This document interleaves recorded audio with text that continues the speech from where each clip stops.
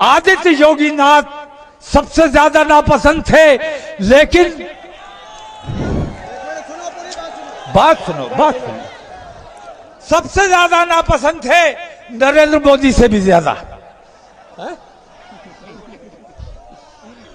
लेकिन पिछले दिनों कई वाकयात ऐसे हुए जिसमें योगी आदित्यनाथ ने यह साबित किया कि वो राजधर्म का पालन कर रहे हैं। उन्होंने अयोध्या में जो खुराफाती हिंदू आए थे टोपियां लगाकर मुसलमानों को बदनाम करने के लिए, मस्जिदों को नापाक करने के लिए, उन्होंने उन हिंदुओं को बेनकाब करके उन्हें गिरफ्तार करके जेल भेजने का काम किया। हम मुबारकबाद पेश करते हैं। हम बुराई की बुराई करने वाले लोग हैं, लेकिन अच्छाई की अच्छाई करना भी हमारी जिम्मेदारी है। हम नाइंसाफी वाले लोग नहीं हैं। बरेली के कर्मचारी नगर का वाकया आपको याद होगा। एक ने अपनी रिश्तेदार 6-7 साल की बच्ची का रेप किया और उसे मरा समझ लिया, और फिर उसने हंगामा शुरू किया कि मुसलमानों ने बच्ची का रेप करके मार डाला। ये तो बरेली के प्रशासन की ऐसी सूझबूझ, जिसने उसे बेनकाब किया, खुद ही रेप किया था, खुद ही शोर मचा रहा था और दंगा कराने का माहौल उसने पूरा बना दिया था, लेकिन जिला पुलिस ने उसको बेनकाब करके जेल भेजने का काम किया। हम उनके भी तहे दिल से शुक्रगुजार हैं। और जब जब अमन का और इंसाफ का काम होता रहेगा, हम तुम्हारे साथ थे और तुम्हारे साथ खड़े रहेंगे। बेईमानी हमसे बर्दाश्त नहीं होती है, ना हम बेईमान हैं, ना बेईमानी हम पसंद करते हैं।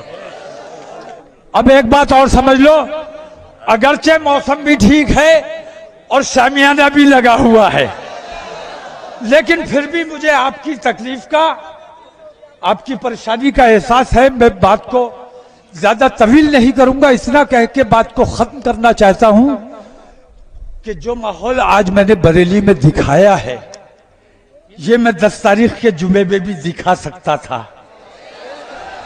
मैं 17 तारीख के जुमे में भी दिखा सकता था, और मैंने जयपुर में भी जुमा नहीं था। ये जुमे से डर गए हैं। इन्हें ये बताना जरूरी है, इन्हें ये बताना जरूरी है कि गुलामाने मुस्तफा के लिए कोई जुमा नहीं, कोई इतवार नहीं। हम हर दिन गुलाम हैं, हर वक्त गुलाम हैं। तो जो माहौल आज मैंने बरेली में दिखाया है, अगर मेरी बात पर तवज्जो नहीं दी गई तो इंशाअल्लाह हिंदुस्तान के हर सूबे में ये माहौल बनाकर दिखाया जाएगा। जब तक गिरफ्तारी नहीं होगी, जब तक हमें इंसाफ नहीं मिलेगा, हम मांग नहीं करेंगे। लेकिन जब तक हमें इंसाफ नहीं मिलेगा, ऐसा माहौल हम लगातार बनाते जाएंगे।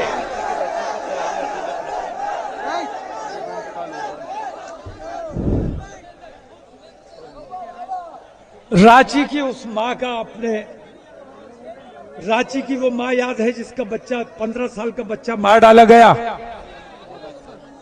और किसने मारा? जिसकी जिम्मेदारी थी हिफाजत करने की, उसने मार डाला है। अगर तुम्हारी गोलियों में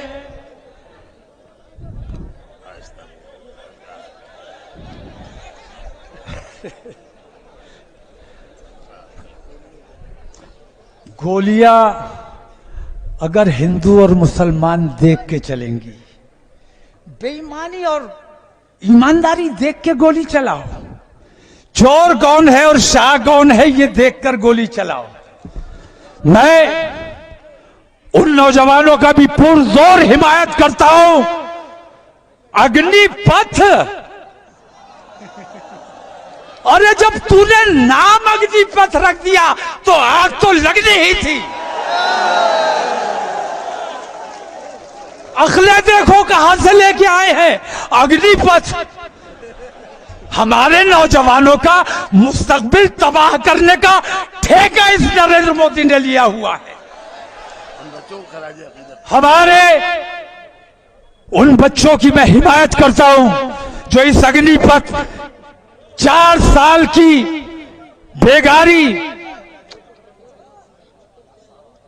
इसके खिलाफ जो लोग एहतजाज कर रहे हैं, मैं उन लोगों की हिमायत करता हूं और इस अग्निपथ योजना को फौरी तौर पर बंद किया जाना चाहिए।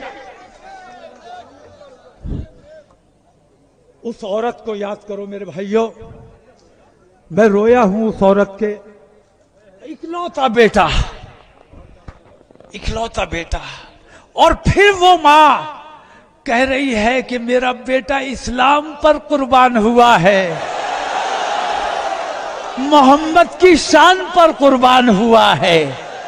इस्लाम जिंदाबाद था और इस्लाम जिंदाबाद रहेगा। आज हम तमाम लोग उस 15 साल के बच्चे की मां को खिराज अकीदत पेश करते हैं और उसके हक में दुआ करते हैं अल्लाह तबारक तआला उसे सब्र जमील अता फरमाए। बात काफी तवील हो गई, इतनी बात करने का मेरा इरादा नहीं था, लेकिन जज्बाती आदमी हूं, कुछ बातें ऐसी हो जाती हैं, गुस्सा आ जाता है और हम जो दिल में कुछ और हो, जबान पे कुछ और हो, ये हमसे हो नहीं पाता है। ए भाई बैठ जाओ यार, लोगों को परेशानी हो रही है। नहीं अब खत्म कर रहा है। तो आप तमाम लोगों को मैं दरख्वास्त करना चाहता हूं हाथ जोड़कर कि रसूल की अजमत पर खिराज अकीदत पेश करने आए हो, रसूल के नाम पर जान देने का जज्बा तुम्हारे दिलों में है। जितनी मोहब्बत से आए हो, जितनी शांति से आए हो, इसी शांति से तुम्हें वापस जाना है। रास्ते में शोर-ओ-गुल नहीं करना है, नारेबाजी नहीं करना है, और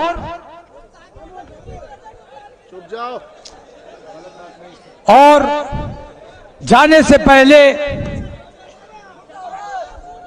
एक बार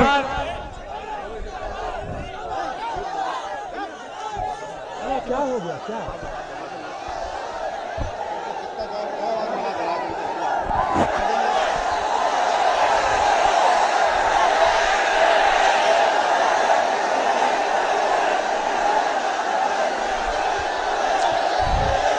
तो